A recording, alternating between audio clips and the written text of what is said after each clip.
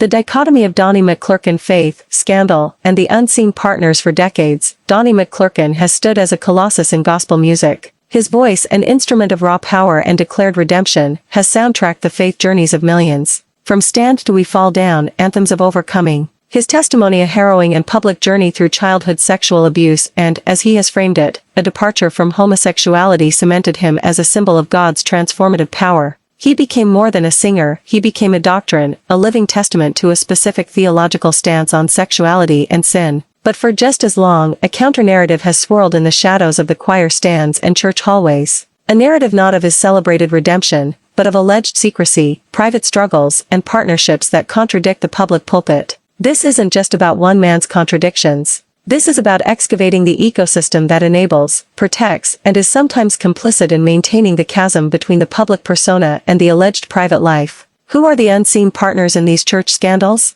They are not just individuals, but systems, theologies, and a culture of silence. Today we are digging deep, not for salacious details, but for a structural truth. We are examining the foundations upon which this dichotomy is built and sustained. ACTA the Foundation Theology as a blueprint for secrecy. To understand any scandal surrounding a figure like McClurkin, you must first understand the theological architecture that makes it possible. The Black Church, in many of its expressions, exists as a nexus of spiritual refuge, social identity, and moral authority. Its theology, for all its liberating power, has often held a complex and frequently oppressive stance on human sexuality. The doctrine of hate the sin, love the sinner becomes, in practice, a prison of expected transformation. McClurkin didn't create this environment, he became its most famous amplifier. His 2002 interview on the 700 Club was a seismic event. He stated he was delivered from homosexuality, framing it alongside drug addiction as an affliction from which one could be cured. This wasn't just a personal testimony, it was a theological weaponization of his story. It directly partnered with a creed that denies the innate, immutable nature of LGBTQ+ identity. This theology creates the first and most powerful secret partner, a doctrine of conditional grace. This doctrine demands a performance. It says your authenticity is a threat to the community's moral witness. To belong, you must either change or conceal. For a public figure, the stakes are cosmic. Your career, your ministry, your very soul, as defined by your community, hangs in the balance. The pressure is not merely social, it is presented as spiritual. The church, intended to be a house of refuge, becomes for many a house of mirrors, where one must constantly reflect a distorted, acceptable image. This sets the stage for a double life, not as a choice of deceit, but often as a desperate strategy for survival. The first allegations, then, are never just about behavior, they are an indictment of this very system. When whispers arise about a gospel artist's private life, they are whispers against this theological prison. The scandal is that the message of come as you are has an unwritten, asterisked clause, but do not stay as you are. Act 2. The inner circle enablers, protectors, and the ministry of silence. No public figure operates alone. Around a star like McClurkin exists an ecosystem: managers, pastors, label executives, family, close friends, and church leadership.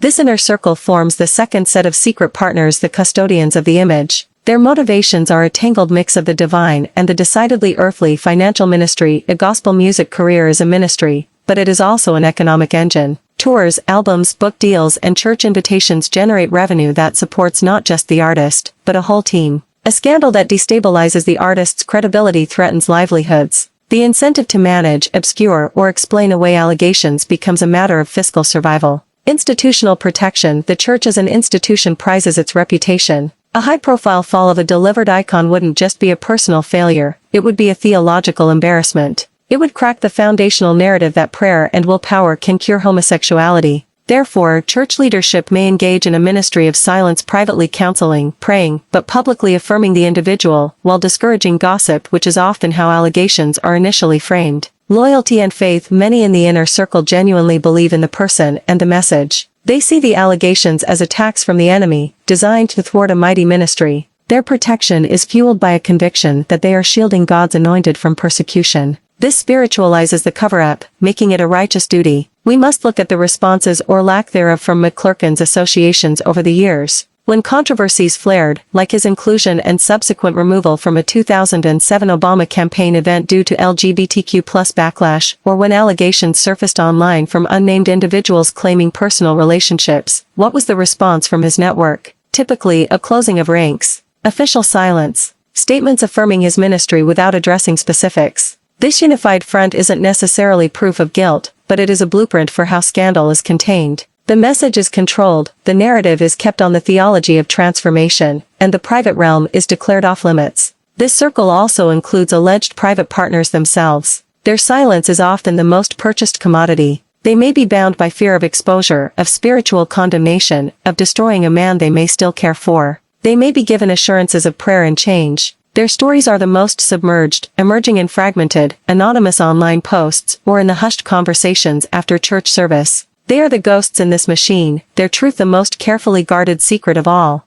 Act 3: The pivotal moment, a reckoning delayed? Every story has a turning point. For McClurkin, a pivotal moment arrived not from a church investigation or a tell-all interview, but from an unexpected, secular source: the 2019 documentary series Surviving R. Kelly. In a chilling segment, McClurkin appeared as a character witness for R. Kelly, who faced accusations of serial sexual abuse and predation. McClurkin, sitting in a church, framed Kelly as a good guy and lamented how the world loves to sensationalize and tear down celebrities. This moment was a seismic revelation for many. It showcased a glaring disconnect. Here was a man who survived childhood sexual abuse, a trauma he openly and powerfully cites as part of his own narrative, publicly vouching for a man accused of perpetrating that very trauma on young women and girls. The theological lens through which he viewed sin and redemption seemed to undergo a stark, selective shift. Homosexuality in his public doctrine required a definitive, deliverance-style break. Yet alleged predatory behavior against women by a friend could be contextualized, minimized, and met with public solidarity.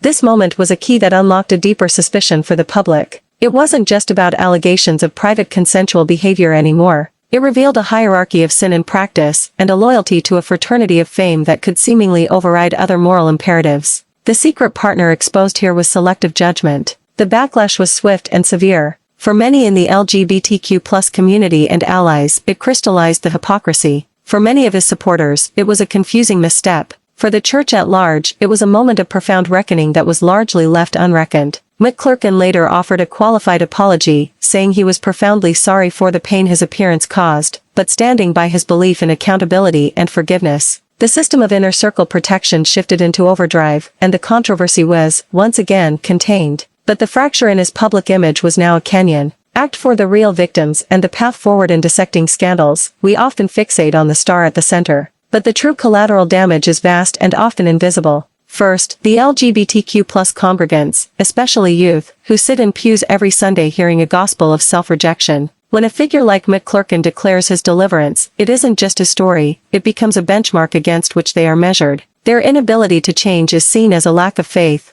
This theological environment, reinforced by his testimony, has driven countless individuals to trauma, depression, self-harm, and a fractured relationship with God. The secret partner here is spiritual violence. Second, the alleged private partners, whose stories are buried under layers of non-disclosure agreements, shame, and spiritual coercion. They are denied their own narrative, living in a limbo, where their truth is a threat to a kingdom they may have once believed in. Third, the integrity of the faith itself. When the institution prioritizes image over integrity, doctrine over compassion, and celebrity over accountability, it loses its moral authority. It makes the church a place of performance, not grace. The secret partner is institutional cynicism. So, what is the path forward? It begins with dismantling the partnerships that enable the scandal. 1. Dismantling the theology of conditionality. The church must evolve towards a theology of radical, inclusive grace that separates sin from core identity and affirms the sacred worth of LGBTQ+ individuals. 2. Prioritizing people over platforms. Inner circles must be comprised of true accountability partners, not just image managers. This requires a courage that values truth over tribalism. 3. Centering the voices of the marginalized, the stories of those hurt by this system. LGBTQ+ believers and those entangled in private scandals must be heard not as threats, but as necessary testimonies for healing. 4. Embracing nuance. We must move beyond the binary of sinner or saint. Human beings, even gospel legends, are complex.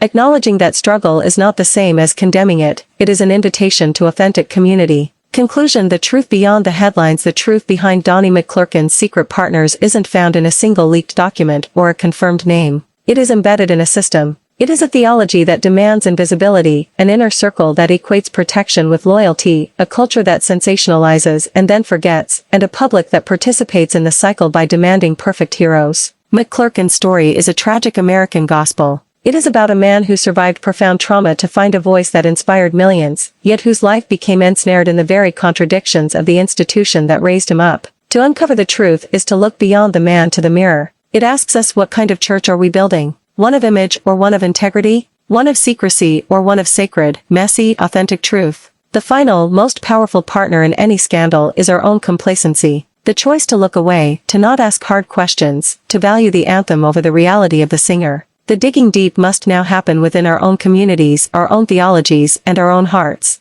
Thanks for the watching and subscribe.